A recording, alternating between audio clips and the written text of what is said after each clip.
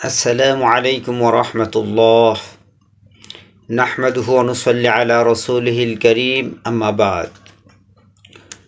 প্রিয় দেশবাসী, হারাম ইনকাম সম্পর্কে আলোচনা চলছে।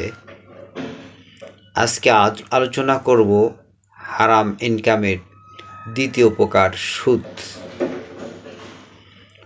সুদি ব্যবসা করা আল্লাহ পাক হারাম করেছেন। তার দলিল হলো আল্লাহ পাক পবিত্র কালামে পাকের মধ্যে ইরশাদ করেন, আহাল্লাল্লাহুল বাইআ ওয়া হাররামার রিবা। আল্লাহ রাব্বুল আলামিন ব্যবসাকে হালাল করেছেন আর সুদকে হারাম করেছেন। অতএব প্রত্যেকটা মানুষেরই ইনকাম সোর্স অত্যন্ত গুরুত্বপূর্ণ একটা বিষয়,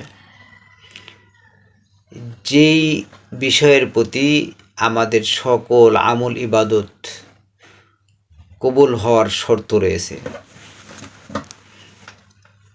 অতএব এই ইনকাম সোর্সের মধ্যে যদি হারাম থাকে, হারাম ইনকাম খেয়ে যত আমল করবে, কোনো আমলই আল্লাহ পাকের দরবারে গ্রহণীয় হবে না।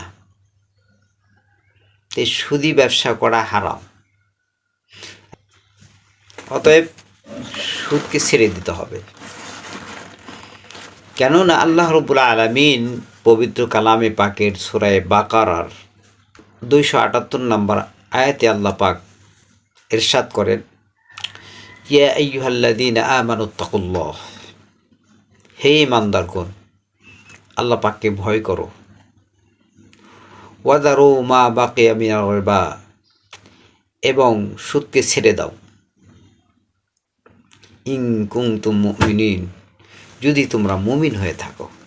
সূরা বাকারার 279 নম্বর আয়াতে ইরশাদ করেন, ফাইন লাম তাফআলু ফাআযানু বিহারবিন মিনাল্লাহি ওয়া রাসূলিহি, যদি তোমরা তা না মানো, সুদ যদি ছেড়ে না দাও, তাহলে আল্লাহ এবং আল্লাহর রাসূলের সাথে যুদ্ধ করার জন্য প্রস্তুত হয়ে যাও।